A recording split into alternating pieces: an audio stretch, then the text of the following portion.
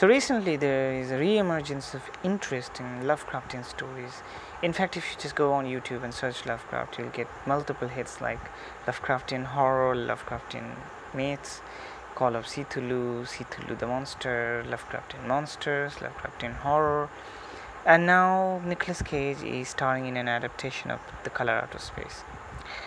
So guys, Approval the Book Hunter here, doing another video, and today I've got to focus on H.P. Lovecraft. Yeah, I was going through all that Lovecraftian stuff and thought, why not read a very expensive Penguin Orange edition that I saw online.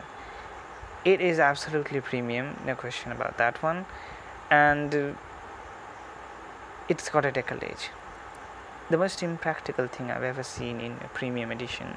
I like the jacket, I like the design. This is a throwback to the retro stuff that Penguin used to bring out, and I really love the color and feel, but this thing is just so impractical and fragile.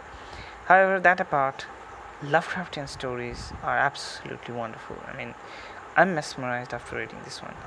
So there are like 15 or so stories in here, and I've got a few clear favorites. The others are good too, but these are excellent. And these, I think, are The Shadow of Innsmouth, Call of Cthulhu, The Rat in the Wall, Dagon, and The Whisper in the Dark.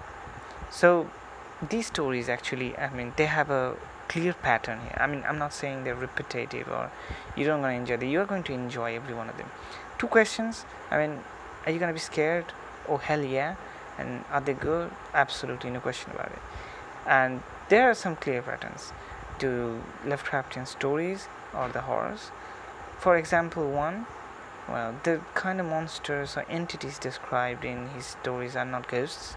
They are some sort of alien or ancient creatures that for some reason are sleeping or staying dormant, mostly in subterranean levels or ocean level, under the ocean floor, and they are sleeping there for like eons and like, I don't know, probably thousands and thousands of years, just waiting to be reawakened with disastrous results.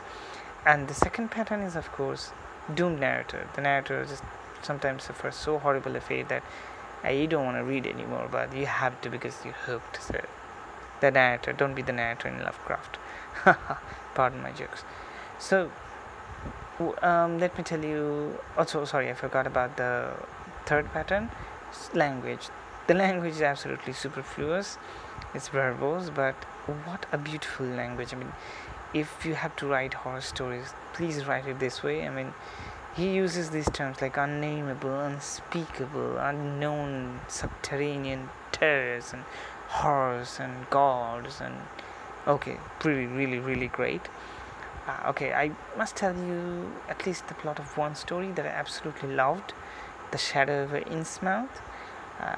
So this is actually the story of a narrator who goes into the port town of Innsmouth and encounters a bizarre herd of human beings that are some way formed into some sort of amphibian characteristics. They have developed that due to who knows, maybe some sort of defect, some sort of poisoning or disease or something. And when he discovers the real reason behind these and the kind of fate that awaits the narrator, I mean, really, you don't want to read anymore.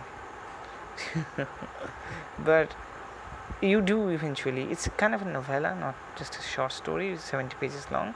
I also like Color Out of Space. It was pretty good, but these are much better in my opinion. And guys, really, I would highly recommend H.P. Lovecraft to anybody who's looking to read some quality horror stories. I mean, there's no hide and clap here or dumb red balloons. I really hated those balloons. So nothing like that, just pure terror and a wonderfully written storyline. So just great stories. I just keep staring at this decollage and thinking,